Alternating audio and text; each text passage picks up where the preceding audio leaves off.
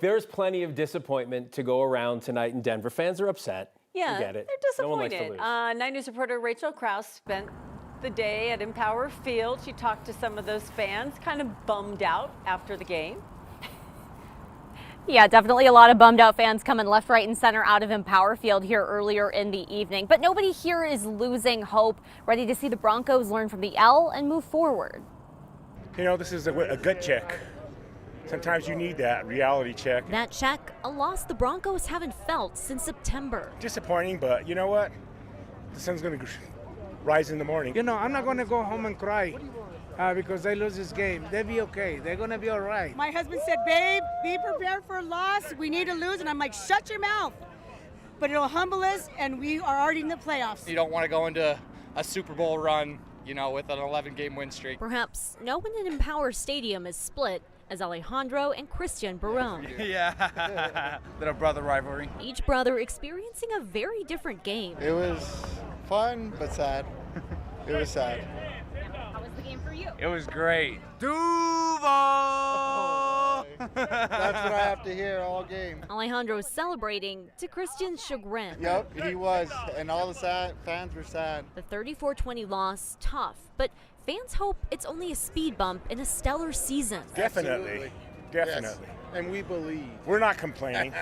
We're not complaining. You know, it's long overdue. We've been through some bad seasons, and now it's a good one. So we're going to take this ride as long as we can. Bo Nix can lead the Broncos into the new year. He's ready, man. He's proven it time and time again. He's ready. Yeah, he's ready. He stumbled tonight with some mistakes, but I mean, he's still on the line tonight. Yeah. We believe. So don't worry, people. We're okay. We're okay. Don't panic. I'll never give up. I love my Broncos.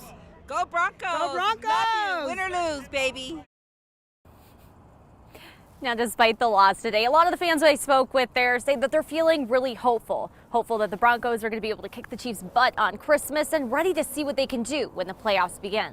Reporting live at Empower Field, Rachel Krause, 9 News. That's all good. Good attitude. Stick with 9 News, the home of the Broncos, for all of your coverage of the team. We've got much more coming up tonight on Broncos Tonight, right around 10:35. I like that one lady who said, shut your mouth. We should take her around when anybody doesn't believe. All right, someone should tell Denver that the first day of winter was today, because it certainly didn't feel that way. The city tied a record high. 9 News Chief Meteorologist Kathy Sabin is here. And Kathy, as great as that is, and it was great weather for the game, there is a serious concern of fire danger returning to the Front Range. Yes, we had a break from the wind today, Phil, as you know, but tomorrow the wind increases along the foothills, not to the extent that we saw last week. We've enjoyed the lull in the action, the quiet evening, but these temperatures, I mean, this is really unusual for Denver in December. 67 degrees. The average high is 43, tied the record today. The record tomorrow is 70, and I think we might break that. Mild evening out there, 45 here at the studio, still 52 in Meeker, 40 in Fort Collins. Winds picking up over some of the higher passes, Loveland Pass, Kenosha Pass. This will be a trend that will follow us throughout the week. So tomorrow, fire weather watch goes out for the foothills. Low humidity down to 10%, gusty winds. Could see those gusts 45 to 55 miles per hour. So elevated fire danger, but there's also a little weather system coming our way, and that may mean mountain snow by the end of the week and maybe on Christmas. Not so much for Denver. Mild tonight, warmer tomorrow, and no snow for us for Christmas. But how about that snow for the high country? We're going to talk about that in detail coming up. Kathy, thank you. This is new tonight. A plane landed itself at Rocky Mountain Metropolitan Airport after the pilot lost consciousness. This is how it happened. Garmin says it was the first activation and landing of its auto land system. It's new technology that takes control of the flight when a pilot can't. Niner, Bravo, Romeo, pilot incapacitation.